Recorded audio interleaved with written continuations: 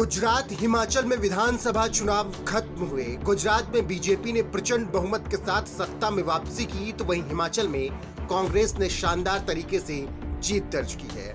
इसी बीच अब ये खबर आ रही है कि नरेंद्र मोदी सरकार के दूसरे टर्म के अंतिम कैबिनेट में जल्दी ही बदलाव होने वाला है।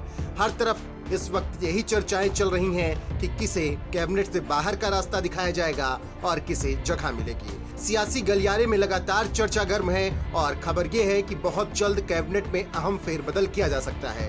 माना जा रहा है कि इसमें कई नए मंत्रियों की एंट्री होगी, तो कुछ की छुट्टी भी हो सकती है, कुछ का प्रमोशन तो कुछ का डिमोशन भी होना मुमकिन है। यह भी कहा जा रहा है कि प्रधानमंत्री नरेंद्र मोदी ने मंत्रियों का रिपोर्ट कार्ड भी बनाकर रख लिया है, जो कि फेरबदल का एक बड़ा आधार रहेगा।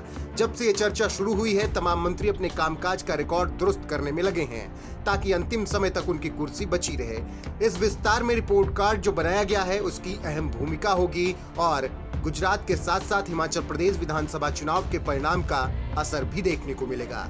साथ ही अगले साल के अंत में होने वाले मध्य प्रदेश, राजस्थान और छत्तीसगढ़ विधानसभा चुनाव का असर भी इस विस्तार में देखा जा सकता है और यहाँ के कई सांसदों को मौका भी दिया जा सकता है कि ऐसी सूत्रों के हवाले से खबर है।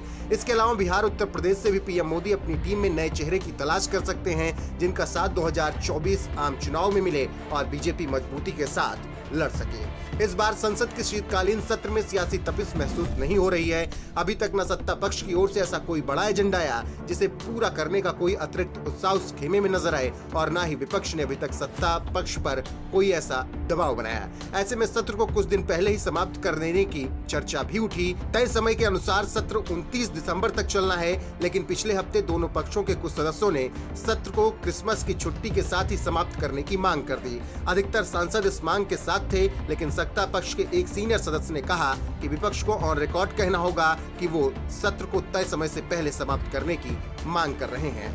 फिलहाल जिस तरीके से खबरें आ रही हैं कि सत्र समाप्त होने के बाद मोदी कैबिनेट में विस्तार हो सकता है, वो देखना दिलचस्प होगा और नजरें इसी पर टिकी हैं कि किसे मौका मिलता है और किसे नहीं।